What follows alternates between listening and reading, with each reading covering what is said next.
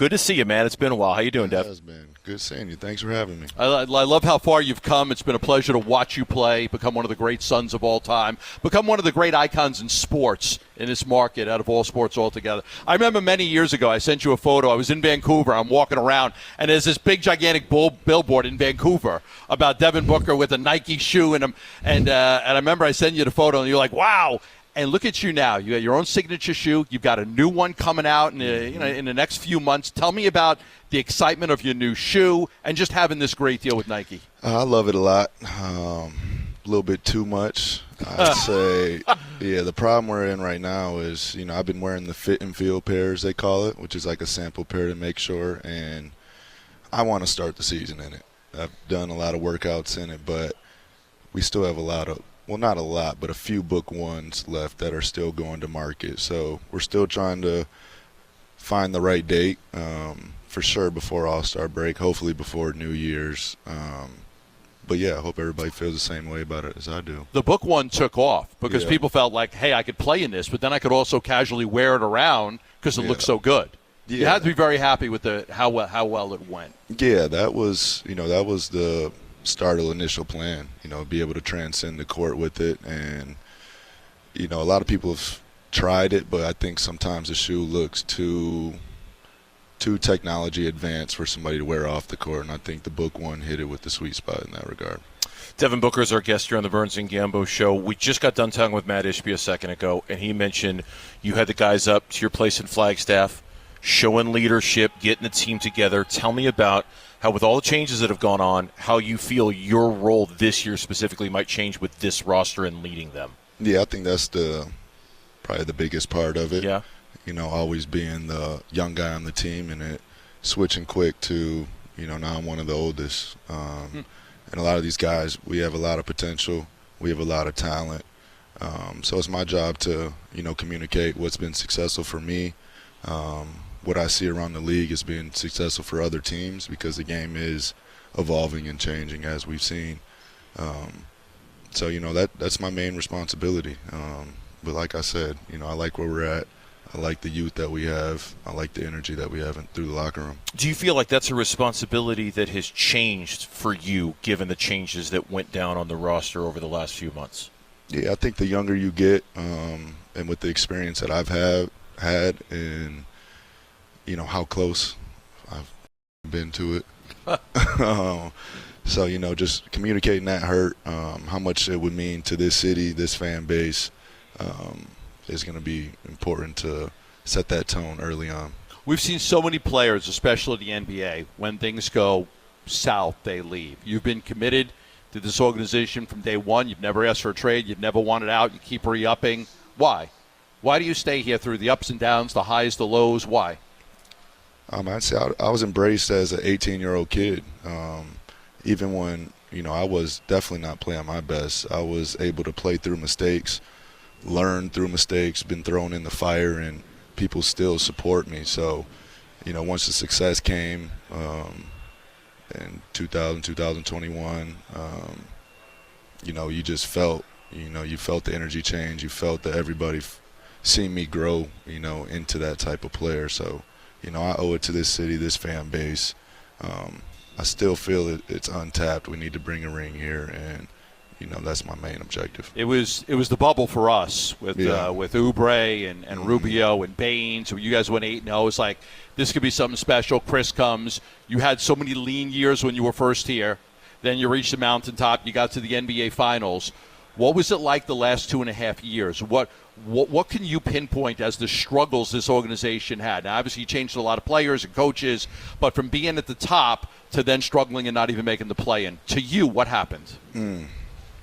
Yeah, a lot has to go wrong for, it to fall off that drastically. But I think it makes you appreciate more the details of the game, the chemistry of the game, the relationships that, matter off the court to on the court. You've seen, with our finals team, just the vibe and the energy was totally different. So, I don't want to thrash the last couple years, but they have been the hardest of my career of, being at that almost top and not getting there and then, go into this. But you guys were all, I had heard, you guys were all really good off the court. Like off the court, everybody was good, but then on the court, something just didn't click. Yeah, there was a disconnect. I don't think there was any hatred in our last groups amongst the guys. I think just when you're all on a different plan and, you don't have the same common goal or same objective, then that's what it turns into. Even harder than those first few years? Oh, yeah, way harder. Way harder, even though the wins were so hard to come by those first few years? Way hard. That was, we had started a rebuild then, and in this last couple of years it was win a championship or bust, and, we didn't even make the play-in. So definitely the toughest 2 years of my career. It was widely reported that you were very involved in the coaching search and that you gave your endorsement of Jordan Ott to be the next head coach. From your perspective, tell me about how involved you were and what you saw about Jordan Ott that made you want to endorse him to be the next coach. Yeah, they did an extensive search. There was a lot of guys involved, and I think they cut it down to the last 5 candidates. And, before they gave their last meeting of a couple or 2-3 hours, I just stopped in for 15-20 minutes and broke bread with them. And all the guys are great. The process was actually fun just to see, how different guys were looking at the game, kind of getting some insiders from different teams. Yeah. But, Coach Ott, man, he has that assassin-type mentality. I think one thing that he said with me that stuck with me was, the evolution of the game and being able to keep up with it. So he doesn't feel that there's one right way to do everything. He understands that, this league is changing, and you have to not only watch what your team has going on, but, the nuances of what's being successful around the league right now. And I think he's up to date. From Ricky to Chris to you, point guard. It's one of the biggest debates we have. Can Book be the point guard? Of course he can. Should he be the point guard? That's the debate. Most likely you are going to be the point guard of this basketball team. Do you want to be the point guard? Do you like playing point guard? And how have you changed as somebody running the team? I do enjoy playing the point. I love making plays. I know my God-given ability is to score the basketball.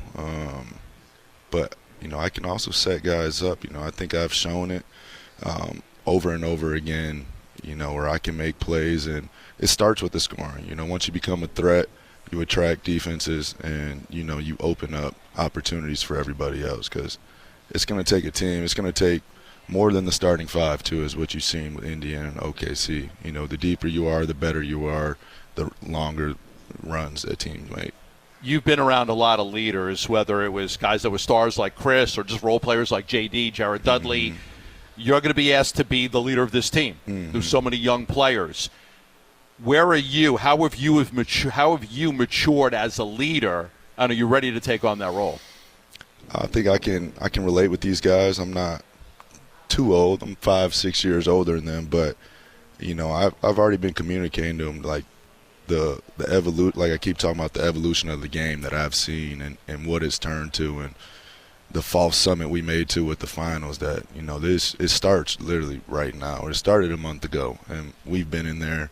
We've been working. The energy's high, and that's what it's going to take. It starts now.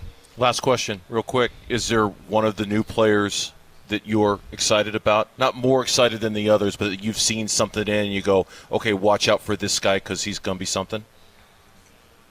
Ryan's been working this summer. We've seen that a lot in his open gyms. Colin is solid as he's been. We've seen glimpses of it late in the year. There's a few guys, man. Yeah, everybody's been here. Everybody's been in market and getting after it. So I thought he picked the Kentucky kid. Kobe. I thought he just automatically threw the Kentucky kid in there. I was kind of putting it on a tee for him. I was curious to see. He had a great summer league too. I was keeping up. Yeah. And then we just took a trip to New York. He's from there. I was headed there already. Kobe, I'm talking about. I met his family. He asked the right questions, and he's ready to get better. Very cool. Book, great to have you on. We appreciate the time, man. Best of luck this season. We truly mean it, okay? Thanks for coming on. Devin Booker here on the Burns Gambo Show. Thanks for watching Burns Gambo. Click to see more from the guys and hit the button in the middle to subscribe so you never miss a video from Arizona sports.